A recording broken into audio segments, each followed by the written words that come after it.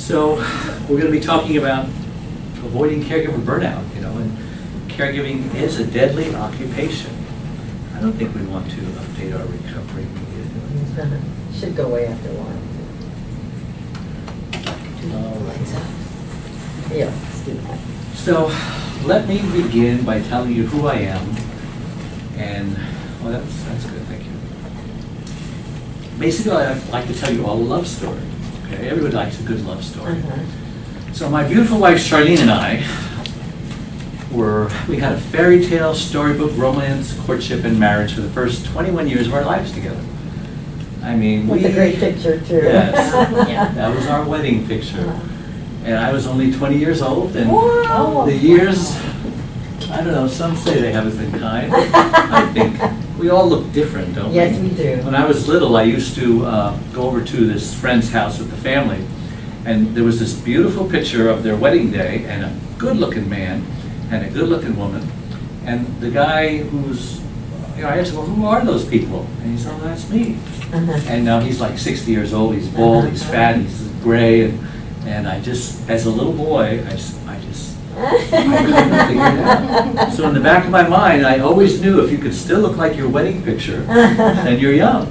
And I looked like that picture for a long time, until about, 10 years ago, my hair started getting thin and my beard started getting gray. And then, males have to say, okay, what now? So, anyway, that's another story for another time. So, my wife had 2 children from a previous marriage. She came from an abused marriage, a 5-year-old and a 12-year-old, and so we had one together. So basically, this was our family on the left, and they kind of grew up and they got married, and so we ended up with 7 grandchildren. That's lovely. And 3 daughters. Now, all 3 of them were married twice because they didn't listen to me. I told them, don't marry the first ones, but kids, what are you going to do? They don't listen. So, I have a gas station. This is what I make my money. My father had a gas station, and my brother had a gas station, uncles, cousins, you name it. But I'm the only one left in the business. All of the rest of them either went broke or went out of business or unfortunately passed away. So I am still a gas station owner. I've owned this gas station for 40 years. Wow. So I was just a normal guy, minding my own business. And then after we raised 3 daughters, got them all out of the house, we traveled a lot because we were empty nesters. Anyone been there? And so Hawaii was our favorite place, as you can tell. I was still really starting to come in. But now we come to Hawaii twice a year for a month each, and we do a lot of events, for caregiving and stuff like that. And so one day, my wife complained. We were supposed to be enjoying the empty nest phase of life. But instead, my wife complains about a headache she had for 3 days, a headache of her life. She wanted to call Dr. Kevorkian and put her out of her misery. It was that bad. But she was going to go the next day, and it was a holiday weekend. In fact, tomorrow, what is today, Friday? This Monday will be the anniversary, 22-year anniversary of her stroke. So the next day, unfortunately, it ceased being a headache. By the time the ambulance arrived, it was too late. The woman I loved had suffered a massive stroke. It left her severely speech impaired and paralyzed on the right side. And in that moment, our world just turned upside down. Nothing would ever be the same again. And in fact, for the next 2 years, it was like a living hell for both of us. Charlene became angry and bitter most of the time because she was grieving her loss. Sure. And then I became angry and bitter for the same reason. So, the grief process. Didn't even know what that was at the time. But we were both grieving because she lost the use of her body, and I lost my wife. So, I remember just being frustrated and being resentful toward my wife because she just wasn't very nice. This beautiful woman just wasn't very nice. And so I heard myself just scream out to the universe one day, I can't take this anymore! And so I did what I do. I sat down and I wrote her a letter. And I just said, Charlene, why are you so mean to me? It's so hard being your husband, taking care of you 24/7. Not feeling any love or appreciation in return. you know, I would sell for crumbs. I wasn't even getting the crumbs. She says, I know it's hard on you, but you're making it even harder on me to take care of you. I just don't think I can be with you anymore. I mean, I'll take care of you financially, I just can't be with you. You know, and I picked up that letter. It felt good, I got it off my chest, but I read it over and over again, and I says, oh, I can't give this to her. You know, don't get me wrong, I wanted to love her. I wanted to care for her. I wanted to be that guy. You know, for 22 years was there, married her, romance, all of that. She was making it so impossible. And so, I didn't even know how to take care of her needs anymore. Frankly, I didn't know if we would wanted to. I wondered if there was any hope for us. So I didn't think about it, and one day I found a business card in my pocket. It was inviting me to a caregiver support group. Now, I didn't even know what a caregiver was. I don't know how it got there or who gave it to me, but it was inviting me to this group. So I rationalized, I says, well, I've been living in the hospital for 6 weeks. Maybe somebody gave it to me, I don't remember, and they think I need it, so I'll go. So I went, and everything changed for me. I learned that if you didn't take care of you, you couldn't take care of your wife. You know, the airlines tell us in benefit birds, put your oxygen mask on first. You know, we've all heard that.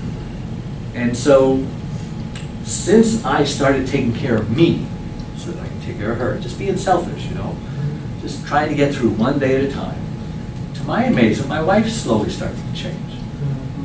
She decided that she's going to reinvent herself, because basically she still can't talk, but she can communicate non-verbally through Pictionary and charades, two games I hate and I'm terrible at, but I'm trying to learn how to love. Every day is a game of charades and Pictionary. And she still can't walk, but she has a powered chair. Her latest model is a 4-wheel drive. It goes very fast, and it goes faster than me, actually. Put this on. I don't know why scammers just keep calling me. Is it just me, or does that happen everywhere? It's happening more often. Where are they getting the number from? I don't know how they do it. Yeah. So That's a great picture, though, of her. Yeah. yeah, so she decided she's going to do everything she did before, and she did a lot. I mean, she was a wedding coordinator, she was a hairdresser, she was a gourmet cook, and she put on dinner parties, she was an interior decorator, she sews everything, she makes ceramic dolls. I mean, basically, who am I describing? She's like a cross between Martha Stewart and Wonder Woman. You know, and my greatest claim to fame was just being known as Charlene's husband. And that was before her stroke and after her stroke. Because she said, if God still has me on this earth, there must be a reason, so I'm just going to. And now she does everything. I mean, she put on a dinner party for 6 people. It took her 5 hours to do the cooking and 3 days to do the shopping. And I help what I can, because, you know, she doesn't let me help too much because I mess it up. But she still has her hairdresser license. She, you know, I come home, the house is made up, the clothes are put away, the laundry's done, the dishes are in the dishwasher, the food's on the table, and I look around. Where are the elves who are helping you? You're like a one-arm wallpaper hanger, you know. I see her, she's carrying things, you know, with her one arm in her wheelchair, and just kind of moving the other with the elbow. She's got things in her teeth. And I said, stop, you're going to hurt yourself. But she's amazing. Anyone who meets her thinks she's just amazing, you know. And she makes us normal people like whiners and complainers. So when I realized how much I learned from Charlene and my stroke support group, I discovered there are so many other caregivers out there who are lost and hurting and in pain and suffering. And, you know, I didn't want them to hurt anymore. I didn't want them to give up like I almost gave up. You know, have you ever felt like that? Are you all caregivers at one point in your life? So I'm preaching to the choir here. So I became Dave the Caregiver's caregiver. I now host a popular iTunes podcast, which has just recently become a syndicated radio show on all 50 states and 135 countries. And I'm also a best-selling author of my 3rd book. It's My Life Too, Reclaim Your Caregiver Sanity. I learned when to say yes and when to say no. I've appeared on 24 morning shows all across the country. This is just some of them. And it's from Hawaii to Washington, D.C. And I've spoken at Harvard 3 times, once sharing the stage with Suzanne Summers, George Ross, And believe it or not, Caitlin Jenner. Oh, yeah. That was an experience. We had a great conversation. I gave her my book. I've also spoken at NASDAQ, and as you see, they put my face on the Jumbotron, and someone was smart enough to snap the picture. I'll be speaking coming up at Mercedes-Benz, Coca-Cola, and the West Point Military Academy. So I'm excited about that. During my stay here, I have a friend who got me on the television stations and booked the Harvard and all those things, and he was doing a VIP extreme speaker training. And it was a secret about what we were going to do, but it was in Hawaii and I was going to be here. I said, I'll go. And so the first day was in the classroom just teaching us speaking techniques. I learned a lot. And the second day, he put us in a van and we drove up to the North Shore. And we got on a boat. And I saw a lot of pictures of sharks on the boat. So he told us that he wanted us to practice our speech in the shark tank underwater while we're looking at all these sharks. And I've never been in a shark tank before, except the one where Mr. Wonderful is and on TV. So it was very interesting. I said, well, how can we speak? We're underwater. Water will come in our mouth. He says, just do it. So we had a snorkel in our mouth. And the point of the question, if I can speak at Harvard and if I can speak underwater to sharks, where can't I speak, right? He's trying to get that fear, because the number one fear of Americans is public speaking. And I was right up there with him. But the first show I did in Palm Springs, wasn't very good, but everyone said it was good. But I knew I didn't say everything I wanted to say. By the time I got to the 24th speech, it was pretty good, on television. Now, it's such a sad situation, the place that caregivers are in. 65.7, and I think that number's low because a lot of people don't realize they're caregivers. Your neighbor asks you to bring the paper in, so you do it. Next thing you know, you're reaching for things on the top shelf that he can't get. Next thing you know, you're taking him to his doctor appointments. And next thing you know, you're like living there preparing his meals. And he says, how did this happen? So 30% of caregivers actually die before their loved ones do. That's a shocking statistic, but it's true. That means, do the math, 65 million, a third of them are eventually going to die just because of what they're doing, because of stress. Now, if you're not one of the unlucky ones to die, if you're one of the lucky ones, well, you're just going to get sicker than the ones you're caring for, eventually needing a caregiver of your own and become hospitalized. So I'm not sure, they say some things are worse than death, so that might be one of them. Now, it's not bad enough that stress is killing caregivers. There was a study done by the United Hospital Fund and AARP. They studied 1,677 caregivers. And they found that roughly half of them had feelings of felt down, depressed, and hopeless just within the past 2 weeks of the study. And there is a higher incidence of suicide among caregivers. With all of the recent suicides lately in the news, famous ones, we have to ask, anytime there is depression, is suicide far behind? So I have a personal story about a suicide, and anytime there's a suicide in the news, I get all these feelings come back. My father had divorced my mother when I was still a teenager, and he married a female attorney, and she had a son. I knew him because we had gone to high school together. So it was a little awkward. My father had a gas station, so one day I was going sailing, because I sail a lot. That's how I met my wife. And so I pulled into my father's station to get my free gas, and John was there. He said, hi Dave, where are you going? I said, oh hi John, I'm going sailing. And I immediately heard a voice in my head that said, invite John to go with you today. It was the voice of God, that still small voice. But instead I heard come out of my mouth, yeah, next time I go next week, I'll bring you with me. And he says, yeah, sounds like fun. And I drove off, went sailing, had a great time, come home. Phone rang. It was my father. I said, hey, what's up?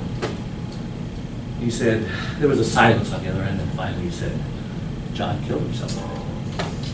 I said, no! I just saw him at the gas station. He was happy. We're going sailing next week. Like I said, anytime there's a report of another suicide on the news, I think of this. And it took me a long time to forgive myself. I know God forgave me, because I didn't obey the voice.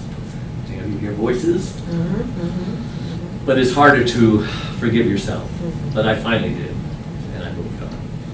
But that's a lesson. Anytime there's depression, only depressed people. You know, we can't take it for granted. Who'd ever think that these guys, this guy had it made. He's on top of the world, Anthony Bourdain. I watch him, he's on television all the time, going to exotic places. I wish I could be doing that in Thailand, eating that stuff, and now he's off to Bora Bora. And he's depressed, he's unhappy with his life, kills himself. Anytime, and Robin Williams, depression. We must take depression seriously. Now, here's just a trivia question for you, lighten up the mood here. What do all of these people have in common? All of these celebrities. You got the Fonzie, you got Dwayne The Rock, you got Hillary, you got Queen Latifah, Rosalind Carter, First Lady, Joan London, Paul McCartney, one of the Beatles, Mrs. Arnold Schwarzenegger. I don't think she's using that name anymore. And Debbie Reynolds. Any guesses? Anybody? Really? Well, I'll tell you. They're all caregivers, or they were all caregivers. Most of them to their parents. Paul McCartney to his wife. Debbie Reynolds to her daughter. So caregiving touches everybody. That's why I'm so proud that Hawaii is, I was going to say one of the few, no, Hawaii is the only state in the union that it passed the Kapuna bill that will actually give a hardworking caregiver who's trying to hold down a job 40 hours a week and take care of his wife the rest of the time and try to sleep 2 hours a day, he gets $1,500 a month. Wow, nobody else is doing that. Now, they didn't give out very many, but the fact is they did something, and maybe next year they give a little more, maybe next year a little more. That's a great model, because government needs to do, we are saving the government billions and billions and billions of dollars. Unpaid caregivers, and they're paying with it their life. Don't you think it's disgraceful? It is disgraceful. I think it's just disgraceful that the government's not doing it. Well, you know what, the government doesn't do a lot of things. It's like, you know what, this is still the greatest land on earth. People are still dying to get here, and any immigrant who knows what it's like out there, any immigrant who knows what it's like out there will tell you that America is a great place. There we go. Be careful what you touch. So let me talk about the 3 huge mistakes caregivers make. As Donald Trump said, huge, 3 huge mistakes. First one is not putting their needs first. And like I said before, we've all been on an airplane, right? And what do they tell you? What's the first thing that they tell you? In the event of an emergency, oxygen mask will fall. Put your mask on first before you help your loved one with your mask. Hello, what an amazing metaphor for all of life. Take care of your needs first. Not out of selfishness, but out of survival. The second biggest mistake caregivers make is not asking for help. Everyone has one of these. It's called a cell phone. You turn it on, you punch in a number. Hello, Mom, I need help. Grandma's driving me crazy. You know, call your mother, call your father, call your sister's ex-wife, call anybody, but get over that silly notion that if you can't do it all by yourself, you're a failure as a caregiver. That kind of attitude will kill you. Third biggest mistake. There are people who just pile on the guilt. You let them do it. It's like they're stacking pancakes. Remember that show back when it was about a caregiver taking care of his elderly father in the junk business? It was called Sanford and Son. That's right, it was about a caregiver. Now, Fred Sanford, you'll remember, was notorious for guilting his son Lamont and doing all sorts of cockamamie harebrained schemes. You know, something like this. Oh, son, this is a big one. No, son, really, it's a big one. Elizabeth, I'm coming to meet you. And Lamont would fall for that con every single time. And you know what? Caregivers are the same way. It's like being handcuffed to your loved one for the rest of your life. A life sentence, solitary confinement. So what's a caregiver to do? Well, they're to care. C, communicate with your friends. Don't isolate yourself. Caregivers need a life outside of caregiving, right? A, ask for help. We already discussed this a little bit, but be specific about what you ask for. And for heaven's sakes, when someone offers to help you, don't turn them down. Rest. Caregivers need, just like anybody, 8 hours of sleep rest. Did you know the average caregiver gets 2 or 3? I can't survive on 2 or 3 hours, can you? And eat nutritious, healthy food. Don't eat junk food. Junk food's got sugar, chemicals, processed ingredients. All that stuff will kill you. And that's why we need to look for the signs of stress. So how do we know if we're worn out? How do we know if we're burned out? How do we know if we're just that far away? I have a phone here, right? And you know what I hate the most about my phone? When the little red light starts flashing. 2%, 1%. I say, oh no! How did I forget to not plug it in and charge it? And caregivers are the same way. They need to stay charged. And most of them are down to the danger Will Robinson, Physically, are you exhausted? Are you worn out? Emotionally, you're starting to feel resentful or stressed or bitter. Relationally, you're feeling used or unappreciated, as I did, as the story I told. Financially, overwhelmed and depleted, broke. When was the last time you did something that you loved? Right? Where's the hobbies that you used to do? How often did you go out and get your nails done? That used to be a highlight for many women, right?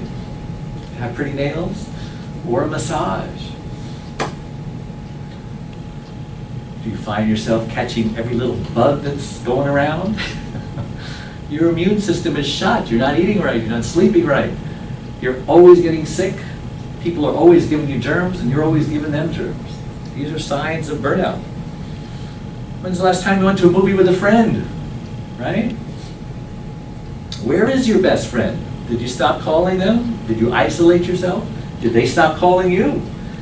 Sometimes people don't know how to act around a caregiver. They don't know what to say. They feel sorry for you. And you're just a reminder to them that it might happen to me. But be happy around your friends. Don't be dumping on them. Save that for the support group with other caregivers who are sharing the same stories you have. But if you have a friend, be up, be positive, encourage them. And that way you won't isolate yourself. That way you won't be friendless. You find yourself just snapping at everybody. No matter what it is, it's like you're just, your fuse is that short. These are all signs of burnout. A lot of people feel guilty about a lot of different things. Guilt is right up there. I don't know if it's the number 1, but it might be number 2. Problem with guilt is that everyone has it. It's that conscience in our head. Jiminy Cricket, right? Hey, Pinope, you shouldn't go there. Your dad said you should go to school. How many times do we ignore that voice, like I just told you that I do?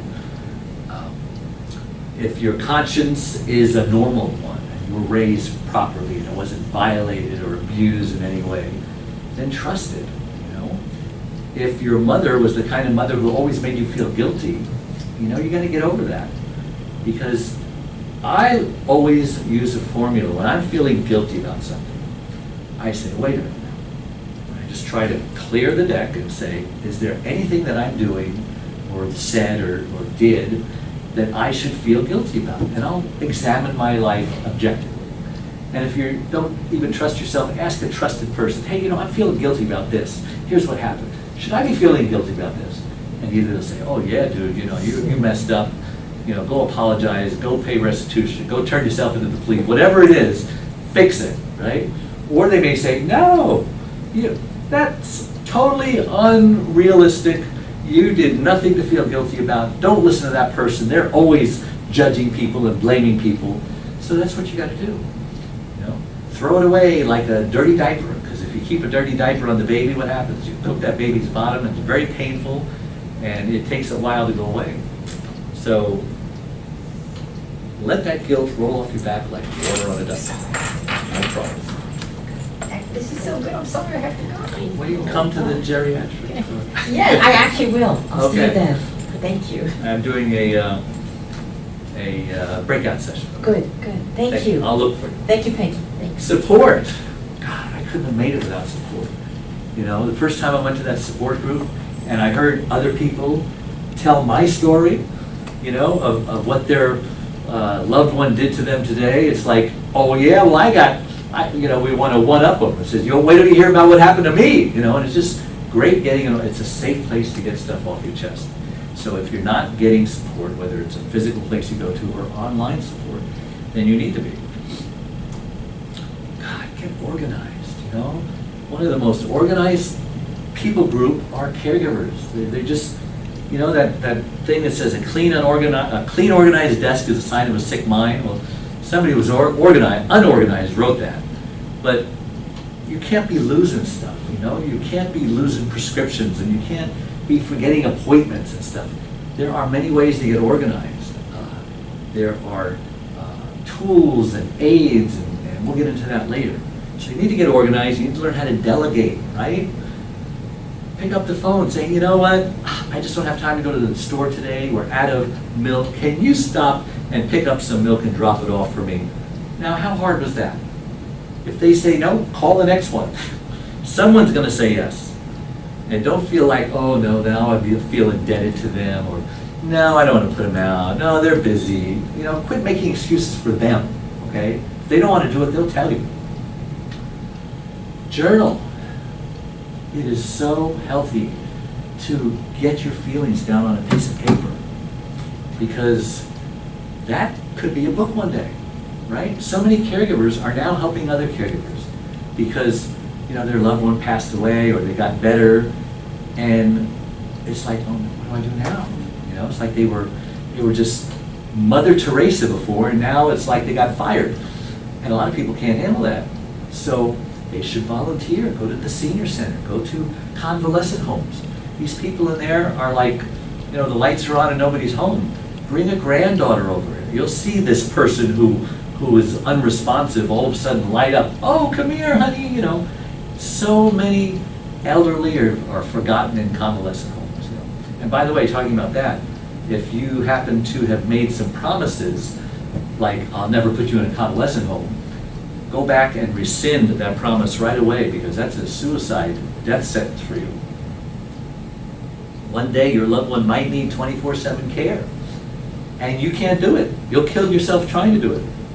So go back and say, you know, that promise I made, I never put you in a nursing home, I want to modify it a little, because I realized that I would be killing myself if I tried to take care of you and you needed 24/7 care.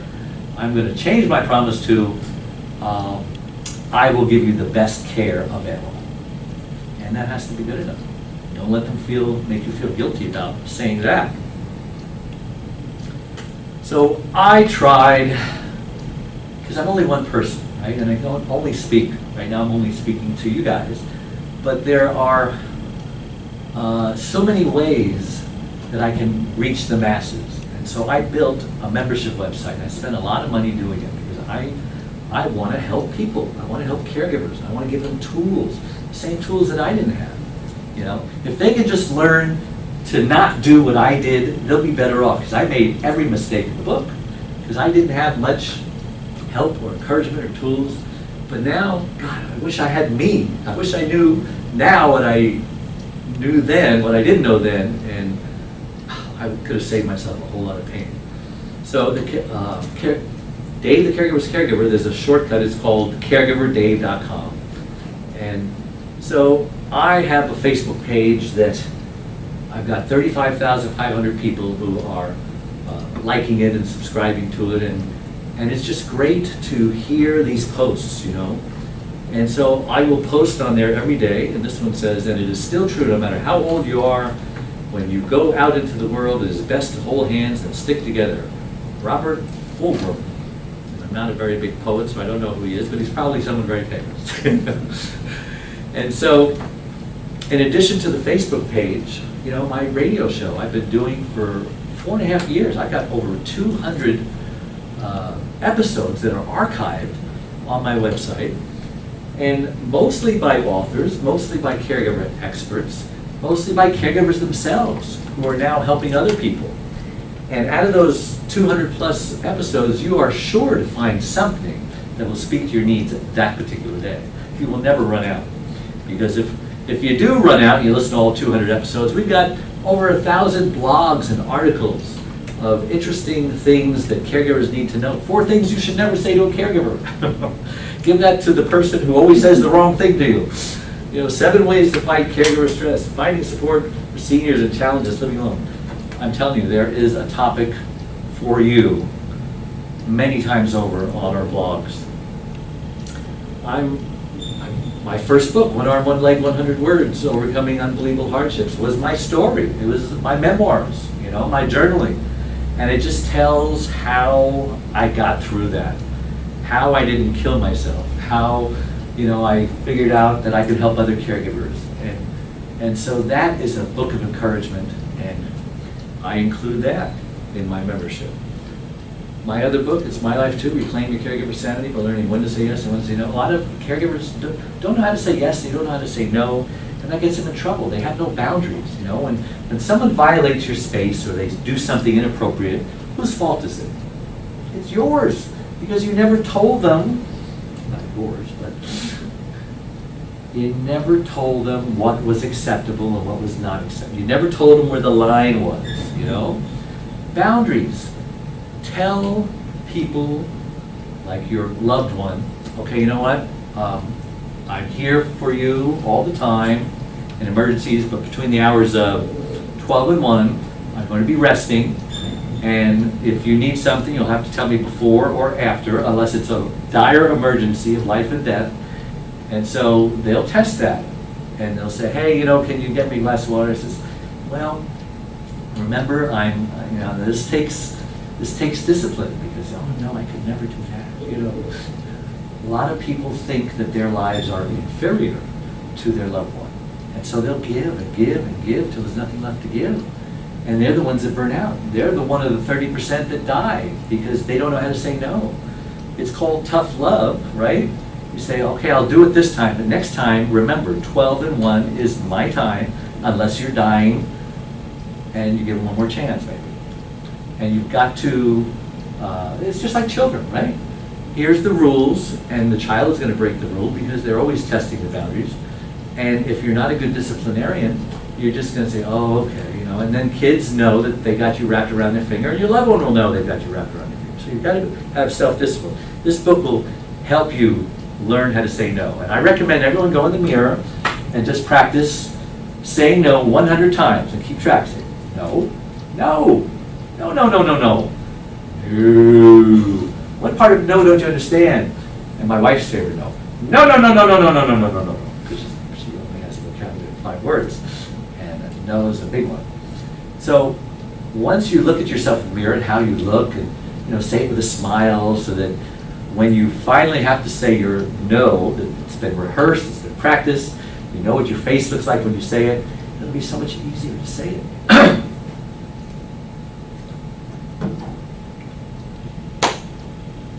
Some people need a lot of help. A book isn't going to help them because they've got years and years, decades and decades of issues. And now they're caring for their mother, who the issues is with, right? They just don't get along with their mother. They want to strangle each other. So a book might help, but probably they need some coaching. And that's where I come in. I offer coaching. And I used to coach a lot of people free. And guess what? Nothing ever happened. They never changed. You know why?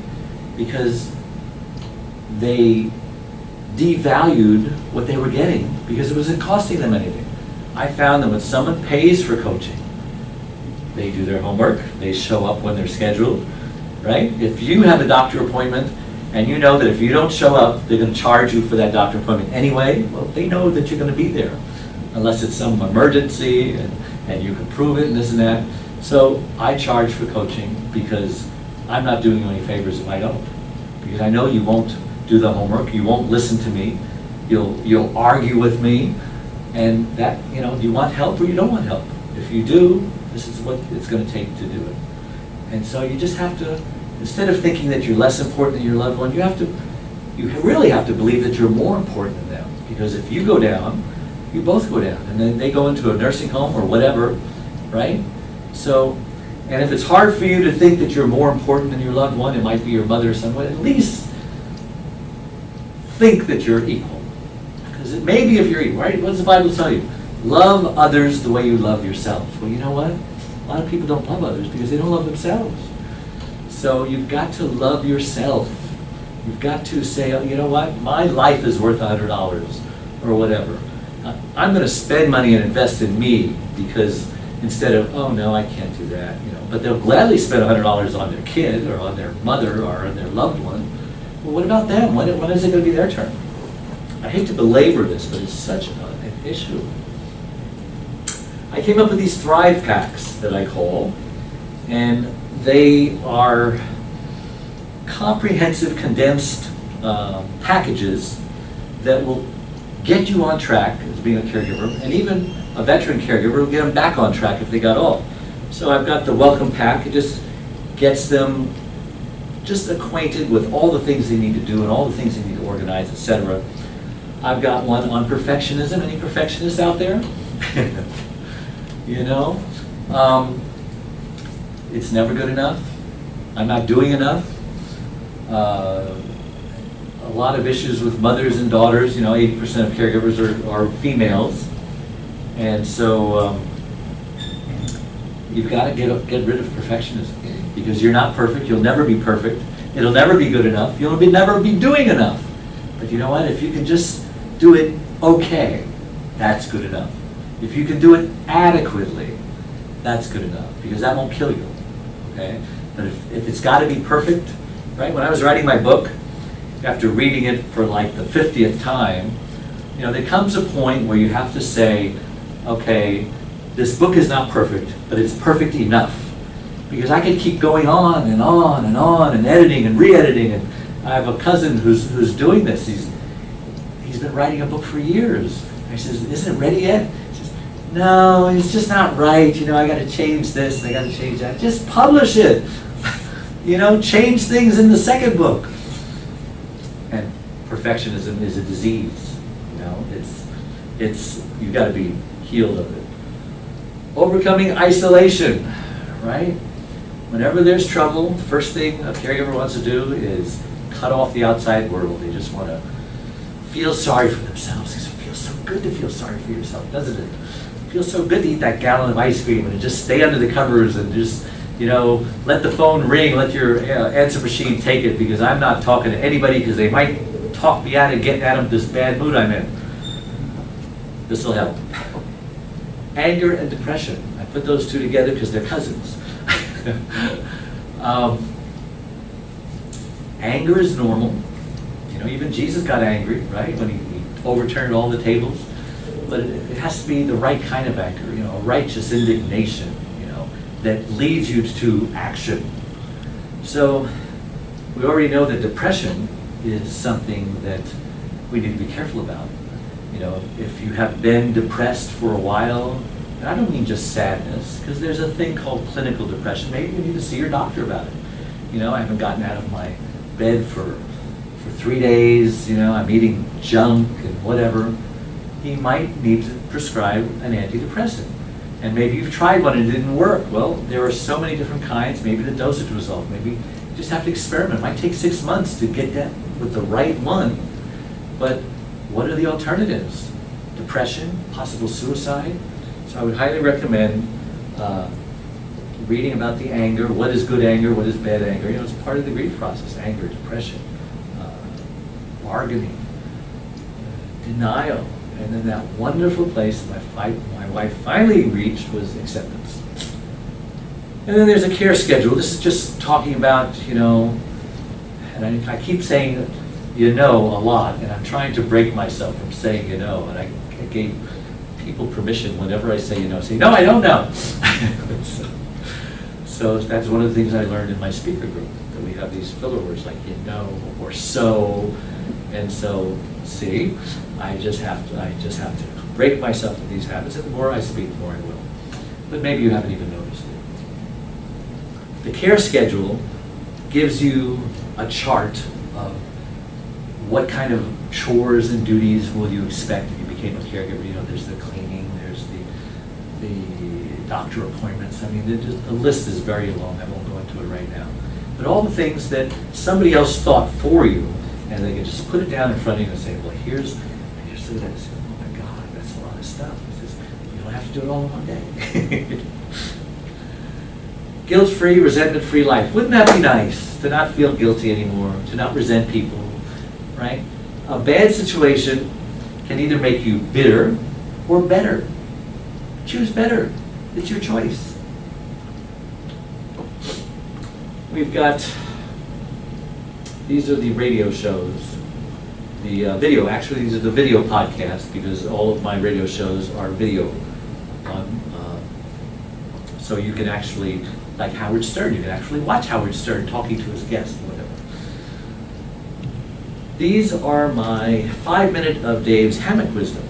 I've got about 60 of them so far. I came up with this. I loved laying on my hammock. I've got to get one out here in Hawaii because I miss it. And whenever I'm on my hammock, I solve the world's problems. I pray, I meditate, I talk to God, He talks back to me. And I usually get up off the hammock wiser. And so I says, why am I being selfish about my wisdom? Let me share the wisdom with the world. So, you know, this day I spoke for 5 minutes about helping others to help yourself. Expect the unexpected. Never give up on your dreams. Secret of good habits. Serving is loving. The seasons of your life. And there is something that you're going through. And I put them on Facebook, and people, I don't even know who's listening to them. I mean, every day I find out a new person is listening to it that I would never guess. Like my sister listens to them. She doesn't even like me. So, gotta stop saying so. And then I have the Facebook page. Every Tuesday we have Tuesday Story. You go on and you tell your story.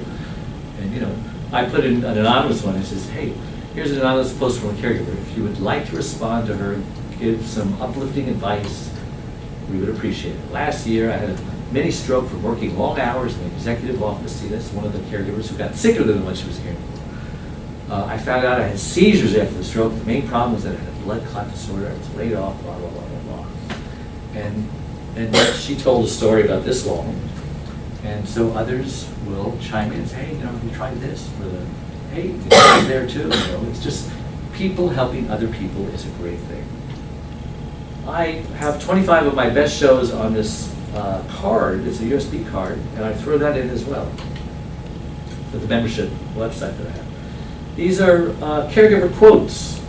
So let's say you don't have 5 minutes to listen to my video. You only have 30 seconds before you have a nervous breakdown because somebody just did something, and you're counting to 10. You're breathing. It'd be a good time to go and read a quote. Enjoy the little things in life, for one day you'll look back and realize they were the big things. Or by loving yourself more, you love the person you were caring for more. You know, just little snippets, little fortune cookie messages to help get you through that moment, and with a nice little picture to help you. We have a resource page that goes on and on. If we can't help you, we will send you somewhere where you can get help. I have a client who I interviewed, and she wrote this encyclopedia of a book, and that book will help you get free stuff, free food, free government aid assistance from local government, state government, county government, veterans, Social Security, Medicare, Medicaid. And it is an encyclopedia. It took her years to put it together, and I recommend people read it all the time.